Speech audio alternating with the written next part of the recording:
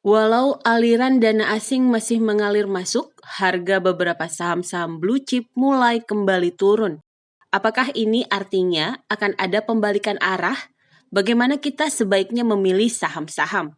Berikut analisis dan tips dari Robertus Yanuar Hardy, Head of Research Henan Putih Rai Sekuritas. Sebenarnya kalau kita perhatikan 1 minggu atau 2 minggu ke belakang ini sebenarnya udah lebih positif, udah ada lebih banyak kepastian karena kita melihat hasil dari notulen rapatnya FOMC atau The Fed masih meyakini bahwa tapering baru akan dilakukan di secepat-cepatnya bulan November atau diumumkan secepat-cepatnya bulan November akan berlaku di secepat-cepatnya di bulan Desember. Nah dengan demikian kan para pelaku pasar sudah memperoleh kepastian setidaknya mengenai kapan timeline dibandingkan dengan sebelum-sebelumnya. Investor sudah lebih bisa memposisikan dirinya masing-masing dengan lebih baik menyambut akhir tahun ini kita melihatnya. Terlihat kan dalam sepekan 2 pekan terakhir atau mungkin sebulan ya, kita lihat aliran modal asing itu cukup deras masuk karena optimisme udah mulai kembali lagi ke emerging market dan kita ngelihat saham-saham yang termasuk golongan value stock ini sudah mulai memperoleh momentumnya kembali. Nah ini yang kita lihat sebagai suatu rotasi lah. Rotasi karena kita ngelihat dari sejak awal tahun turun cenderung sideways, IHSG sendiri, saham-saham blue chip terutama yang value.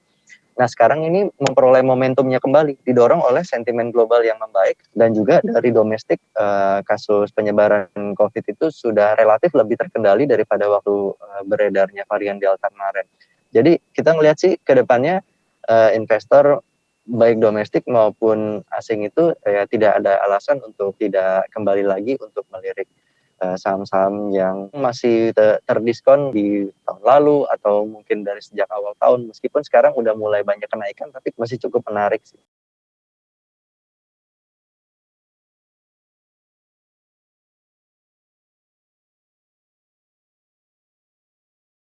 Dinamika itu kan pasti selalu terjadi dalam jangka pendek. Jadi kalau kita ngelihat dalam jangka pendek itu selalu hari per hari pasti ada dinamika yang berubah-ubah. Tapi kalau kita ngelihat gambaran besarnya mungkin 1 bulan ke belakang atau 1 bulan ke depan ya itu mungkin bisa lebih menjadikan tuntunan kita untuk keputusan investasi lebih baik. Jadi misalnya kalau 2 minggu 3 minggu terakhir itu kita ngelihat saham-saham blue chip memang mengalami kenaikan yang cukup signifikan. Jadi mungkin wajar aja kalau misalnya hari ini atau 1-2 hari ke depan itu ada koreksi yang tipis-tipis itu wajar aja. Namun kita ngelihat kenapa sih perbankan misalnya dan juga telekomunikasi dan sektor properti juga udah mulai menarik pergerakannya beberapa pekan terakhir.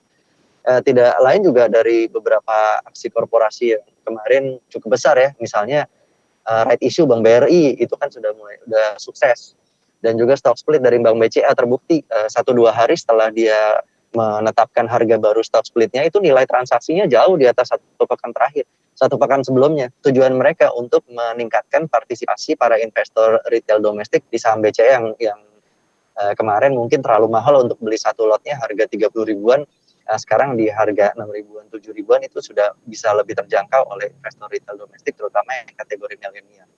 Ke depan juga kita melihat setelah disetujui oleh DPR mengenai penambahan modal negara, Bank BNI, Bank BTN juga berpotensi melakukan right issue meskipun jumlahnya tidak sebesar Bank BRI, tapi ini masih menarik juga karena menurut perkiraan kita tidak akan dilakukan di bawah nilai book value-nya. Seperti yang kita ketahui sekarang kan Bank BTN masih di bawah nilai bukunya, kemudian Bank BNI juga baru aja nih naik di atas nilai bukunya. Jadi ini ke depan masih akan ada banyak aksi korporasi menarik yang akan menurut kami bisa menambah optimisme baik itu investor domestik maupun global, institusi maupun retail.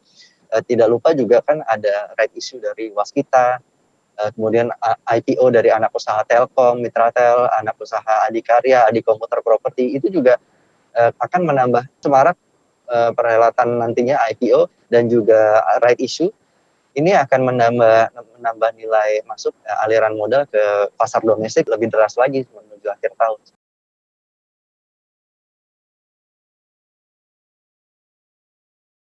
Kalau menurut kami cerita atau story mengenai new economy, teknologi itu masih belum berakhir. Bahkan kita ini masih belum mulai. Kategori unicorn atau dekakorn itu yang melantai kan baru satu, baru Bukalapak aja. Sementara Yang lain yang sudah merencanakan itu ada beberapa yang kita harapkan juga akan segera masuk IDX. Nah ini menurut kita sih masih akan panjang karena bisa menggerakkan real ekonomi, roda perekonomiannya bisa lebih berputar lagi. Seperti misalnya kita ngelihat grupnya Gojek Tokopedia kan mengklaim berkontribusi 2% terhadap total GDP Indonesia. Nah bayangkan kalau misalnya mereka memperoleh pendanaan dari pasar modal sehingga bisa lebih ekspansi lagi, menghadirkan lebih banyak driver lagi atau mitra lagi. Nah itu kan bisa bertambah jadi 3% atau 5% terhadap GDP, kan kita semua juga yang menikmati pertumbuhan ekonominya. Tingkat konsumsinya akan naik juga. Nah itu akan punya trickle down effect ke sektor-sektor yang lain ya, termasuk sektor konsumsi dan retail. Nah kita melihat ini akan bisa menjadi salah satu motor lah di dalam dunia investasi pasar modal di Indonesia, karena kita melihat di Amerika sekalipun dulu memang perusahaan-perusahaan yang termasuk kategori big cap-nya tidak ada perusahaan teknologi. Tapi sekarang lihat ya semuanya perusahaan teknologi, dari 10 besar hampir semuanya perusahaan teknologi. Di sisi lain kita juga melihat emiten yang dibilang konvensional tadi itu yang termasuk golongan value juga sudah mulai melakukan transformasi digitalisasi teknologi kan. Jadi ini semua menjadi suatu keniscayaan bahwa semua akan mengadaptasi yang namanya digital teknologi, dan yang konvensional ini juga tidak akan ketinggalan. Kita melihat sekarang secara value sudah mulai menarik, sudah mulai naik gitu ya, pergerakan harga sahamnya udah mulai atraktif. Kita udah melihat adanya efisiensi yang dilakukan, misalnya di perbankan biaya operasionalnya relatif terhadap pendapatannya sudah turun, sehingga ini akan menjadi motor pertumbuhan ke depannya sih, saya yakin seperti itu.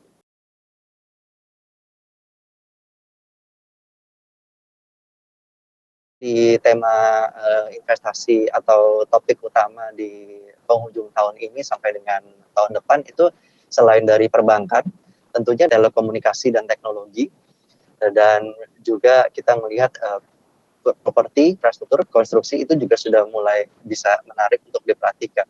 Jadi kalau telekomunikasi kita sih masih melihat market share leader sekarang ini Telkom dan juga Excel. Excel mungkin bisa menarik ya, dan juga penyedia menaranya TOWR itu juga menarik karena ke depan akan meningkatkan jumlah tenannya dengan cukup signifikan. Kita cukup yakin ini penggunaan teknologi masih akan lebih masif lagi di tahun depan. Nah kalau dari properti mungkin lebih karena valuasi yang sudah mulai terdiskon jauh, jadinya diharapkan dengan ekspektasi pemulihan ekonomi ya di tahun depan itu penjualan rumah baik yang residensial maupun yang apartemen yang high rise itu bisa akan meningkat lebih tinggi daripada tahun 2020-2021. Pun demikian dengan konstruksi yang kemarin tertekan ya, kita melihat dengan rasio hutang yang tinggi, bahkan beberapa mencatatkan kerugian gitu. Tapi kita melihat belakangan ini pemerintah tidak tinggal diam dengan penyertaan modal negara dan juga serangkaian upaya restrukturisasi. Kita sih cukup yakin kedepannya ini masih akan bisa tetap mendukung visi besar dari pemerintah untuk bisa melakukan pembangunan infrastruktur yang lebih baik lagi ke depan. Kalau dari properti kita suka ada Sumarekon dan BSD, diskon terhadap nilai NAV-nya itu masih cukup besar dibandingkan dengan yang lainnya. Dan untuk properti konstruksi kita suka dengan story yang disajikan oleh Waskita Karya. Kita harapkan ini akan ada perbaikan lah, menyusul right issue juga restrukturisasi hutang yang kita cukup yakin akan bisa meringankan beban keuangannya.